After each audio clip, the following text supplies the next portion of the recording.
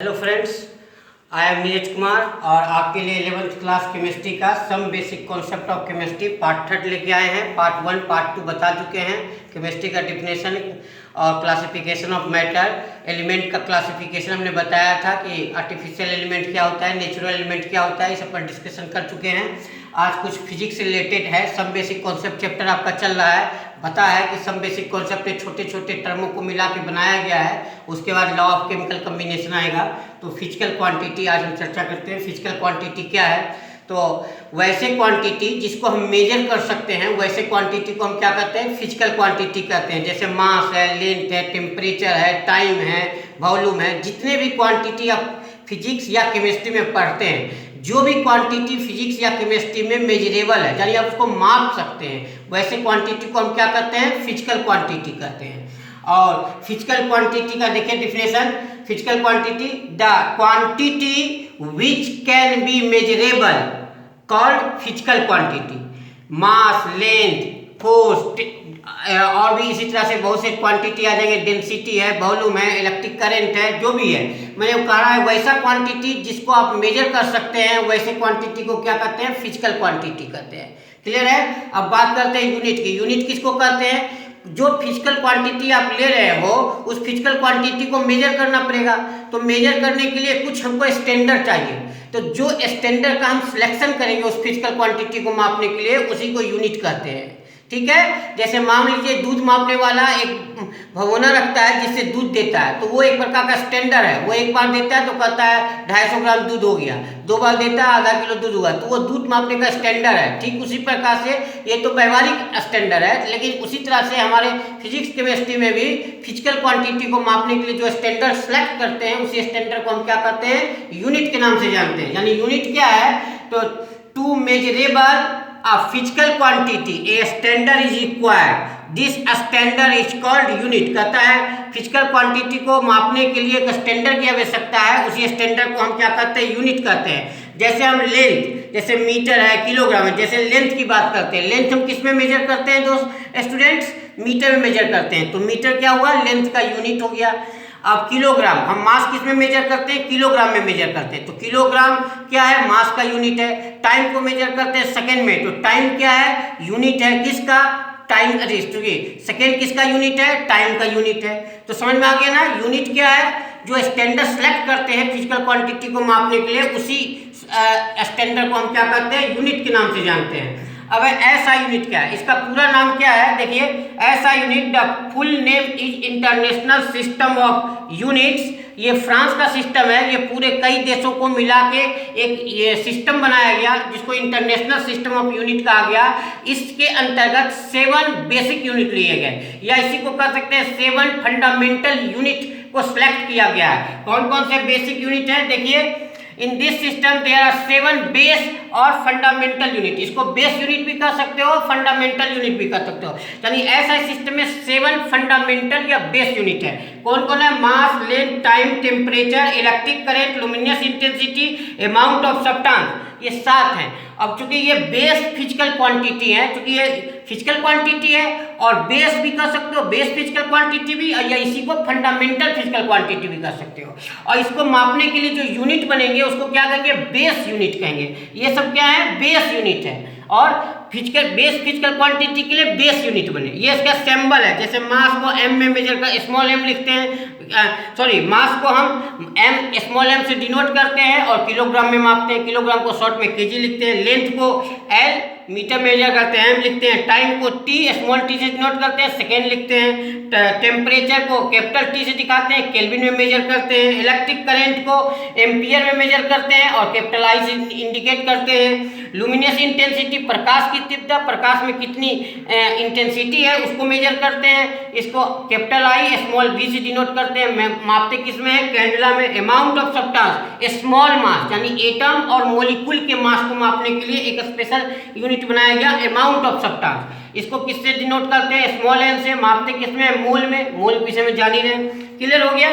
तो और इसके अलावा यानी फिजिक्स और केमिस्ट्री में ये 7 बेस फिजिकल क्वांटिटी के अलावा बाकी जितने भी यूनिट्स आएंगे सबको हम क्या कहेंगे, ड्राइव फिजिकल क्वांटिटी कहेंगे, और उसके यूनिट को क्या कहेंगे, ड्राइव्स यूनिट कहेंगे।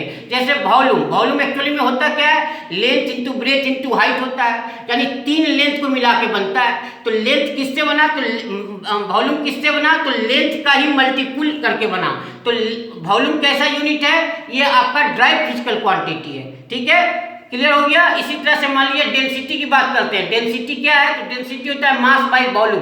तो डेंसिटी किस पर डिपेंड कर रहा है, मास पर डिपेंड कर रहा है, और बाय वॉल्यूम पर डिनोट कर रहा है, और बाय वॉल्यूम पर आपका डिपेंड कर रहा है। तो मास बाय वॉल्यूम ये भी कैसा, डेंसिटी भी कैसा फिजिकल क्वांटिटी है, ड्राइव फिजिकल क्वांटिटी है। यानी पूरे फिजिक्स केमिस्ट्री जगत में 2 तरह के फिजिकल क्वांटिटी है, एक तो बेस फिजिकल क्वांटिटी जो 7 है, और इसके अलावा जितने फिजिकल क्वांटिटी आएंगे सब ड्राइव फिजिकल क्वांटिटी कराएंगे, वो इन्हीं से निकाला गया है। तो इसलिए उसको क्या कहते हैं, ड्राइव फिजिकल क्वांटिटी, और उनके यूनिट को क्या कहेंगे, ड्राइव्स यूनिट कहेंगे। ये आप फिजिक्स में पढ़ चुके हैं 11th में, उसी का थोड़ा सा पार्ट यहाँ केमिस्ट्री में डाल दिया गया है, इसलिए हम थोड़ा आपको शॉर्ट में बताए हैं, और ज़्यादा आप डिटेल में फिजिक्स का आप देख सकते हैं क्लास में। फिजिक्स का जो ये लेक्चर है उसमें आप डिटेल में देखिएगा। ठीक है, अब हम बात करते हैं difference between mass and weight. देखिए मास और वेट में क्या अंतर है। बहुत से लोग समझते हैं कि मास और वेट एक ही चीज़ है, बट मास और वेट दोनों अलग अलग चीज़ है।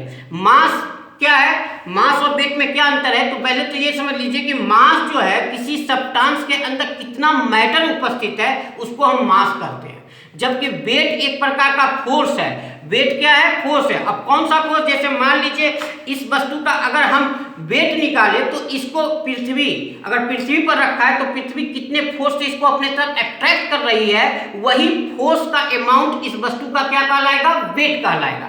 जबकि मास, इसके अंदर जितने पार्टिकल मौजूद हैं उस पार्टिकल का जो एक्चुअल वैल्यू है उसको हम कहते हैं मास। तो मास और वेट में बहुत अंतर है, तो हमेशा याद रखिएगा मास और weight both are the different thing, not a same thing. ठीक है, मास क्या है, तो देखिए amount of matter present in it, कितना अमाउंट ऑफ मैटर प्रेजेंट है सब्सटेंस के अंदर, उसको हम मास कहते हैं। जबकि वेट क्या है, force exerted by gravity on an object, जो कोई ऑब्जेक्ट यहाँ रखा है उस ऑब्जेक्ट के ऊपर ग्रेविटी कितना लग रहा है। ग्रेविटी किसके द्वारा लगेगा, जैसे पृथ्वी पर रखा है तो पृथ्वी का ग्रेविटी, अगर चंद्रमा पर रखा है तो चंद्रमा की ग्रेविटी। तो ग्रेविटी उस ऑब्जेक्ट के ऊपर कितना लग रहा है उसको हम क्या कहते हैं, वेट कहते हैं। इसलिए हम वेट बराबर फोर्स लिखते हैं, और फोर्स बराबर क्या लिखते हैं, एम इंटू जी। एम क्या है, वही है मास है, और जी क्या है, उसकी ग्रेविटी है, जिस पर रखा है उसकी ग्रेविटी है। उन दोनों को मल्टीप्लाई करेंगे, जैसे हम फोर्स का फॉर्मूला लिखते हो ना, मास इंटू एक्सेलरेशन, तो एक्सेलरेशन की जगह पर यह क्या आ जाएगा, ग्रेविटी आ जाएगा। ग्रेविटी भी एक प्रकार का एक्सेलरेशन है, क्लियर है, यहाँ लिखा हुआ भी है जी क्या, एक्सेलरेशन ड्यू टू ग्रेविटी, मतलब ग्रेविटी भी एक प्रकार का एक्सेलरेशन है। अगर अर्थ पर रखा है तो अर्थ की ग्रेविटी लिया गया है, अर्थ का एक्सेलरेशन, अर्थ के एक्सेलरेशन को अर्थ की ग्रेविटी कहते हैं। तो मास इंटू ग्रेविटी, ये जी का मान आप जानते हो 9 इंटू 8 इंटू 9.8 इंटू मीटर पर सेकेंड स्क्वायर होता है। ये पृथ्वी का एक्सेलरेशन ड्यू टू ग्रेविटी का वैल्यू है 9.8 मीटर पर सेकेंड स्क्वायर। अब देखियो मास क्या है, mass of a substance is constant. किसी वस्तु का जो मास है, सब्सटेंस का जो मास है वो हर जगह कांस्टेंट होता है, वो नहीं बदल सकता, क्योंकि वो मैटर इसके अंदर कितना प्रेजेंट है, कितने पार्टिकल प्रेजेंट है उसका वैल्यू लिया गया है, तो ये हर जगह कांस्टेंट होगा। पर वेट जो होता है हमेशा बदलता रहता है, क्योंकि ग्रेविटी बदलती रहती है हर जगह की, हर वस्तु। अब अर्थ की ग्रेविटी अलग है, चंद्रमा की ग्रेविटी अलग है, सन की ग्रेविटी अलग है। तो हर, अगर एक ही वस्तु का अगर हम वेट अर्थ पर ले, मून पर ले और सन पर ले तो ग्रेविटी अंतर आ जाएगा। वही कह रहा है वेट में vary from one place to another place due to change in gravity. चूंकि ग्रेविटी चेंज हो जाता है इसलिए आपका वेट भी चेंज हो जाता है। जैसे अगर हम कोई वस्तु का वजन ले यहाँ पर 30 kg, सपोज कर लो हम अर्थ पर किसी वस्तु का वजन ले रहे हैं 30 kg, तो चंद्रमा पर 1/6 हो जाएगा, यानी 6 से इसको डिवाइड कर देंगे, यानी 5 kg वजन आएगा। क्योंकि चंद्रमा की ग्रेविटी अर्थ की ग्रेविटी की 1/6 है, यानी 6 पार्ट में है, 1/6 हो जाता है। तो और अगर हम इसी को सन पर ले जाए तो 28 टाइम्स बढ़ जाएगा। अगर किसी वस्तु का वजन अर्थ पर 1 kg है तो चंद्रमा पर आपका सन पर वजन कितना हो जाएगा, 28 kg हो जाएगा। क्योंकि चंद्रमा की अर्थ की ग्रेविटी से 28 टाइम्स ज़्यादा ग्रेविटी है सन की, और मून की ग्रेविटी अर्थ की ग्रेविटी का 1/6 हिस्सा है। तो ये इसके हिसाब से वेट आपका हर जगह बदलता रहता है। अब देखो मास चूंकि सब्सटेंस का वैल्यू है इसलिए ऐसा यूनिट ऑफ मास इस क्या होगा किलोग्राम। तो मास का यूनिट क्या होता है ऐसा यूनिट किलोग्राम। लेकिन अगर हम वेट का ऐसा यूनिट लिखेंगे तो न्यूटन लिखेंगे, क्योंकि वेट एक प्रकार का फोर्स है तो फोर्स का जो यूनिट होगा वही वेट का यूनिट होगा। हमेशा याद रखेगा, ये ऑब्जेक्टिव में आता है कि वेट का यूनिट क्या होता है। तो आदमी क्या समझते हैं वेट को अभी यूनिट दिखा देते हैं किलोग्राम, वो गलत है। तो इसको आप एकदम ध्यान से रखिएगा याद, बहुत इंपॉर्टेंट पॉइंट है। ऐसा unit of weight is newton, weight का ऐसा यूनिट न्यूटन होगा क्योंकि एक प्रकार का फोर्स है।